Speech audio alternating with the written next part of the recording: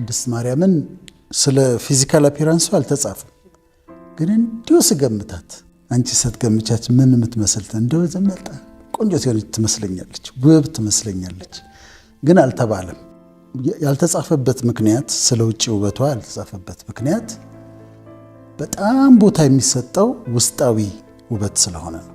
ከውጪ ውበት ይልቅ የውስጥ ውበት ኢነር የሆነው ውበት በጣም መታየት ስላለበት ነው። መጀመሪያ ውበት ምንድን ነው? ውበት ደስ የሚያሰኝ ፕሌዘንት፣ ትርጉም ያለው ሚኒንግፉል፣ የሚያረካ ሳቲስፋይንግ የሆነ ፐርሴፕሽን ነው፣ እይታ ነው። እይታ ሆኖ እንደዚህ የኔ እይታ ሆኖ ለምሳሌ አንቺን ሳይሽ የኔ እይታ አለ፣ የኔ ፐርሴፕሽን አለ፣ አንቺ ማንነት አለ፣ እኔ ደግሞ ፐርሲቭ የማረግበት የማይበት መነጽር አለ። ከዛ ያ በስነ ልቦና ውበት የሚባለው ደስ ይላል፣ ስታየው ደስ ይላል። ደስ ማለት ብቻ ግን አይደለም፣ ትርጉም ይሰጣል፣ ሚኒንግፉል ነው። ሚኒንግፉል ብቻ አይደለም፣ ሳቲስፋይ ያረጋል፣ የሚያረካ እይታ ነው ማለት ነው። እና እንደ ቢሆልደር ነው ይባል የለም ቢዩቲ፣ እና እንደ ተመልካቹ ነው። ለምሳሌ ቻይና ውስጥ ቁንጅና ተወዳድራ ያሸነፈች ሴት ኢትዮጵያ ውስጥ ስትመጣ በጣም ቆንጆ ነች ነው ላይባል ይችላል። ምክንያቱም ፐርሴፕሽን ስለሆነ ነው። ለአንዳንድ ሴቶች ጠይም ወንድ በጣም ቆንጆ ነው፣ ለአንዳንድ ሴቶች በጣም ቀይ ወንድ ቆንጆ ነው። በእንትኑ ይለያያል። አንዳንዱ ነው ያኛውን ቶለሬት ጠይም የምትወደው ቀዩን ቶለሬት ላታደርገው ትችላለች። ስለዚህ ፐርሴፕሽን የኛ እይታ ነው። አሁን የውጭ ውበት ይሄ ከውጭ የሚታየው አይን፣ ጥርስ፣ አፍንጫ፣ ቁመና እስከታች ድረስ ያለው የሚገጠምለት ብዙ ጊዜ የሚዘፈንለት እሱ የውጭ ውበት ነው፣ ኤክስተርናል ቢዩቲ ነው።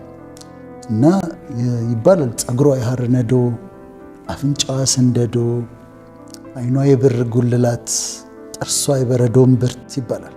እና ይሄ ውጭ ነው እስከ ተረከዝ ድረስ የሴቷን፣ ሴቷ ደግሞ የወንዱን ልታደንቅ ትችላለች። የውጭ ኤክስተርናሉ የውጭ። እና ብዙ ትኩረት የሚሰጠው የውጭው ነው ከውስጡ ይልቅ። በጣም ትኩረት ከመሰጠቱ የተነሳ እየተደረገ ያለውን ነገር ልጋርሽ። የኮስሜቲክስ ኢንዱስትሪ የሚቀባቡት ኢንዱስትሪ $500 ቢሊዮን ወርዝ ነው። $500 ቢሊዮን $500 ትሪሊየን ማለት ነው የሚያወጣ በዓለም ደረጃ አለ። አሜሪካ ውስጥ እስከ $50-60 ቢሊዮን ለኮስሜቲክስ ብቻ ያወጣል። ስለዚህ ምን ያህል ትኩረት እንደሚሰጠው የሚቀባባው ነገር ኮስሜቲክሱ ማየት ትችላለሽ። ከዛ ደግሞ ሰርጀሪዎች አሉ፣ ቀዶ ጥገና። ከኤክስተርናሉን እንጨርስ ብዬ ነው። ቀዶ ጥገናዎች ይሰራሉ። አፍንጫ ይቀየራል፣ ሪኖፕላስቲ ይባላል። ከንፈራቸው ይሰራል።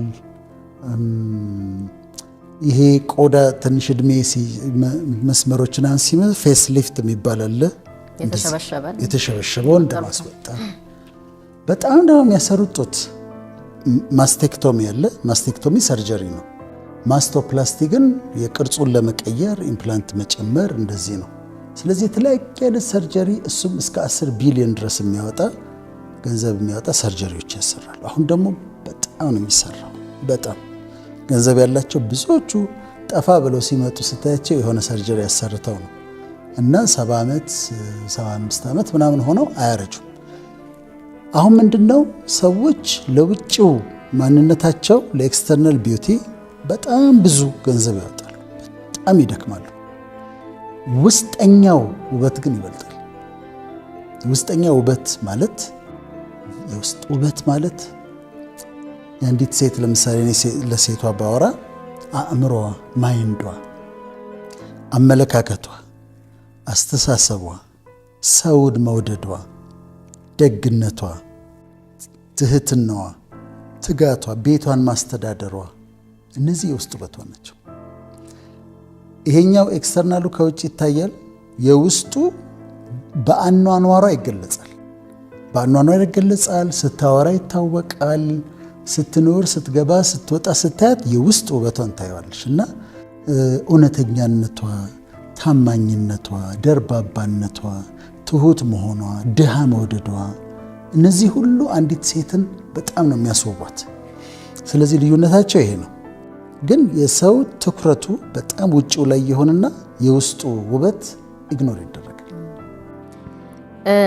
ይሄንን ሀሳብ ስትናገር እኔም የተወሰኑ ሪሰርቾች ስሰራ ነበርና ይሄ ቦዲ ዲስሞርፊክ ዲስኦርደር የሚባለው ምንድነው? ሰዎች በአእምሯቸውም ሊሆን ይችላል፣ የእውነትም ኤግዚስት የሚያደርግ ነገር ሊሆን ይችላል። ከሰውነታቸው የሆነ አካል ይጠሉታል እና ሁሉ ያንን አካል ባዩት ቁጥር ይጨናነቃሉ። ስለዚህ ወደ ምን ይሄዳሉ? ፕላስቲክ ሰርጀሪ ወደ ማድረግ እና ይሄ ቦዲ ዲስሞርፊክ ዲስኦርደር የሚባለው ደግሞ ወደ ምን ያመራል ማለት ነው? የፕላስቲክ ሰርጀሪ አዲክሽን እና አሁን ላይ ኢቭን የሚያስፈልጋቸው በጣም ብዙ ቤዚክ የሆነ ነገር ያላቸው አሁን ወደ ላቲን አሜሪካ ሀገሮች ብናያቸው በኢኮኖሚ ያን ያህል ተሽሎ አይደለም፣ ግን በጣም በቢሊየን የሚቆጠሩ ገንዘቦች እሱ ጋር ያፈሳሉ እና ደግሞ ማቆሚያ የለውም። እኔ በማየው ራሱ የዲዝኒ ካራክተሮች ፊልም ካራክተሮችን ለማስመሰል ሰዎች እስከ ምን ጥግ ድረስ እንደሚሄዱ አካላቸውን ለመቀየር ሳይ ይሄ በጣም በቃ ስነ ልቦናዊ ቀውስ እያመጣ ያለ ነገር ነውና እንደነገርከን ወደ 500 ቢሊዮን ዶላር ነው ስናት ኢቭን ገንዘብም በብርም አይደለምና ይሄን ያህል ገንዘብ ሲፈስ ለሞራል ጸባይ ባህሪ ለመገንባት ግን በዚህ ያህል ልክ ትኩረት ተሰጥቶታል ብዬ አላስብምና ወደ ምን እየሄድን እንደሆነ ይጠቁማል። ይሄ ሱፐርፊሻል ለሆነው ውጫዊ ለሆነው ነገር ትኩረት ይሰጣል። ዋናው ማህበረሰብን ጤነኛ አድርጎ ለሚያስቀጥል ነገር ግን እየተተወ ነውና የሚያስፈራ ነገር ይመስለኛል። በጣም አሁን ቦዲ ዲስሞርፊክ ዲስኦርደር የሚያልሽው እሱ ዲስኦርደሩ ያላቸው አሉ። እነሱ በተደጋጋሚ ሰርጀሪ ያሰራሉ። ከዛ ደግሞ ኤጂንግ ግሬስፉል ያለ እድሜ ይጨምራል። እድሜ ሲጨምር ለውጦች ይመጣሉ። ዴፊኒትሊ ያንን መቀበል አለብኝ። ግን ያችን የልጅነታቸውን ነገር ሉዝ ላለማድረግ ብለው በተደጋጋሚ ሰርጀሪ ሲያሰሩ ደግሞ ኖርማል የሆነ አካላቸውን አሁን ከንፈሯ ቀጭን የሆነው ትልቅ ለማስደረግ የሚወጉት አለ። ደህና አፍንጫቸውን በተፈጥሮ ያገኙትን ያሰሩታል። የማያሰሩት ነገር የለም። ለፕላስቲክ ሰርጀሪዎቹ ቢዝነስ ነው፣ በጣም ሀብታሞች ናቸው። ለነሱ ግን በጣም ያሰቃያል። ቀላልም አይደለም ሰርጀሪውም ኤክስፔንሱም፣ ከዛ ደግሞ የሚወስደውም ሳፈሪንጉም ቀላል አይደለም። ግን ለውስጥ ቢሰጥ የውስጥ ውበት ትኩረት ቢሰጠው በጣም ጥሩ ነው። ቅድም ስትናገር ስለ ውስጥ ውበት፣ ስለ ማንነት፣ ስለ ባህሪ ስትናገር አንድ ሙዚቃ ትዝ አለኝ። ማን ነው ጌቴን ላይ መልክሽ አይበልጥሽም የሚል አለ። ከውበቷ ከውጨኛው ውበቷ የበለጠ ማንነቷ ያው እና አልበለጠውም፣ በቃ ባህሪዋ ዶሚኔት አድርጓል የሚል ነውና ከዚህ ጋር በተያያዘ እንደው ምን ያህል ለውስጥ ውበታችን ቦታ ሰጥተናል በኪነ ጥበብ ስራዎቻችን፣ በተለይ ደግሞ በሙዚቃዎቻችን፣ በፊልሞቻችን፣ በመጽሐፍቶቻችን በኢትዮጵያውያን ላይ ማለት ነው ምን አይነት ቦታ ነው የሰጠነው የሚለውን ብናወራ በጣም ትልቅ ነገር ነው። ለምሳሌ ኪነ ጥበቡ በተለይ እነዚህ ፋይን አርትስ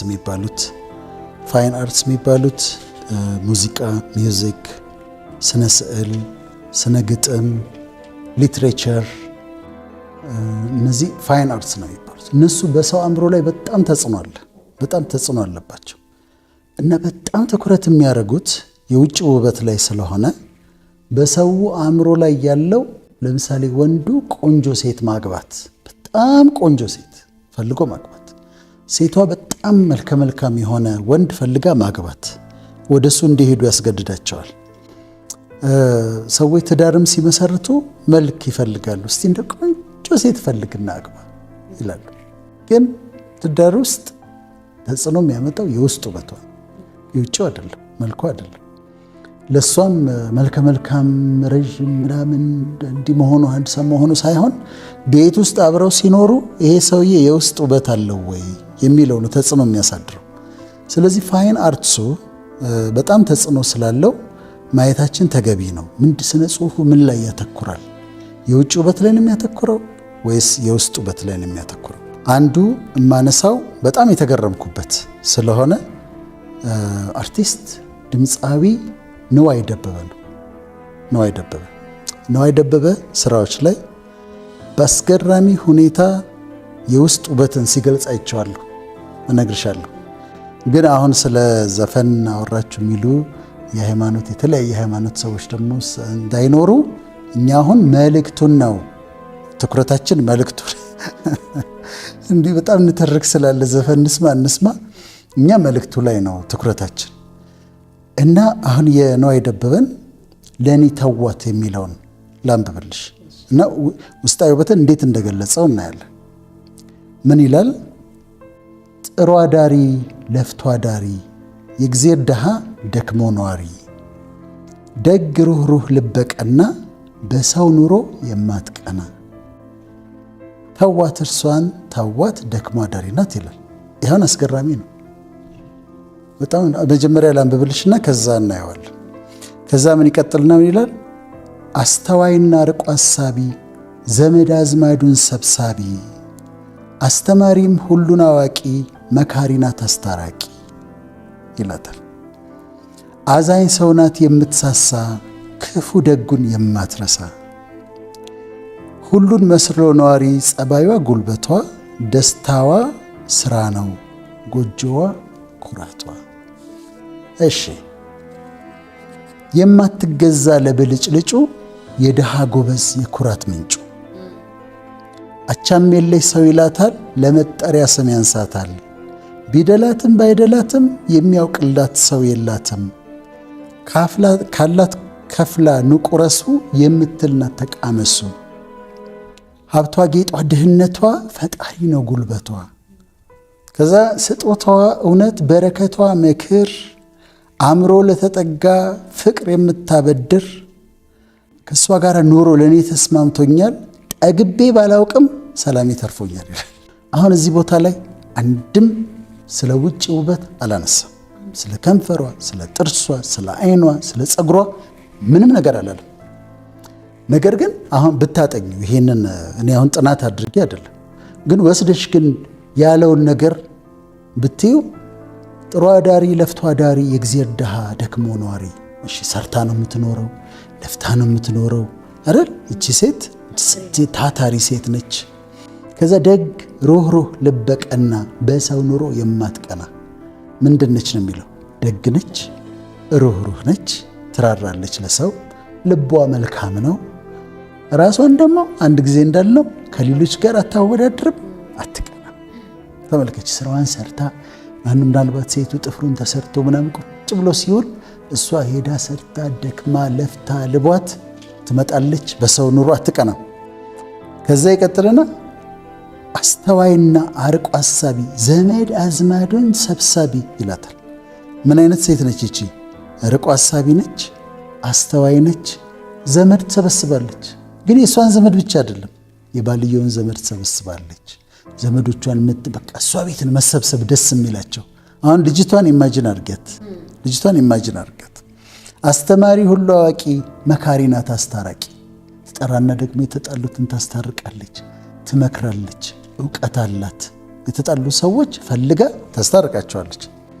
አዛኝ ሰው ናት የምትሳሳ ክፉ ደጉን ማትረሳ። ደግ ደጉን ብቻ አይደለም የምትሰበስበው፣ ሰው ሊቀርባቸው የማይፈልግ ክፉ የሚባሉትን ሁሉ ትጠራቸዋለች። ጠርታ ቤቷ አሉ።